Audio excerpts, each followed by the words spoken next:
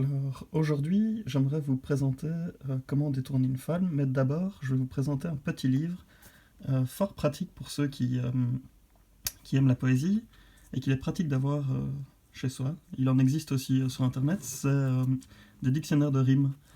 Donc, moi, j'en ai retrouvé un dans un grenier. Alors, vous voyez, vous pouvez choisir la rime que vous voulez retrouver et en proposer une nouvelle grâce à ce dictionnaire.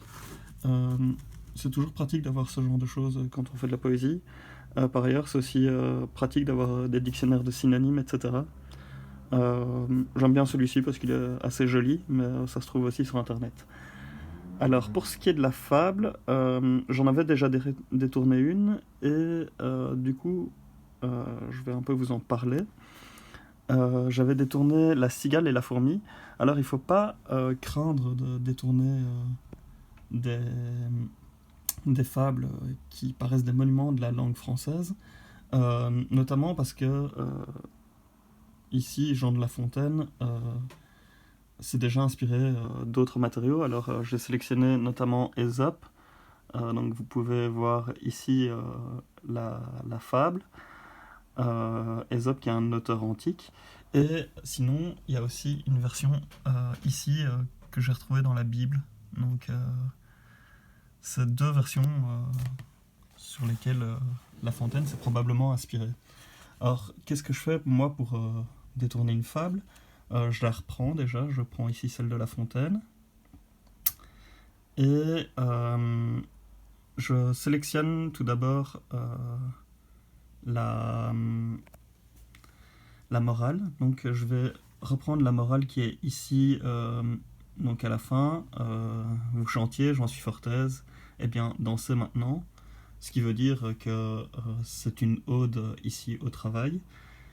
Moi, ce que je vais faire, je vais proposer comme morale que la vie est plus faite pour chanter et s'amuser que pour travailler uniquement. Donc, moi j'ai proposé entrez ma chère, il n'est pas trop tard, pour vivre avant tout, rattraperons le retard. Alors, moi, ce que je vous propose, c'est de noter les différentes phases qu'il y a dans la fable. Donc, tout d'abord, la cigale qui meurt de faim, puis la phase où elle va chez sa voisine, et enfin la fourmi qui ne veut pas lui prêter quelque chose, et enfin la morale. Donc si on note ces phases, on va pouvoir les détourner, et par exemple ici inverser le fait que ce soit la fourmi qui s'ennuie et non plus la cigale qui vient demander de l'aide. Donc on inverse la demande d'aide et on se retrouve avec une morale inversée. Donc voilà. Moi, je vais refaire l'exercice avec une autre fable. Je pense sélectionner la grenouille qui veut se faire plus grosse que le bœuf.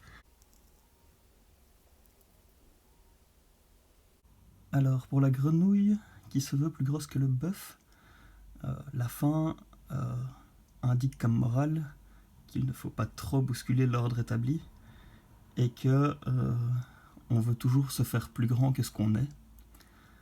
Alors moi j'ai choisi comme fin alternative que le groupe est toujours plus important qu'un individu qui se croit important.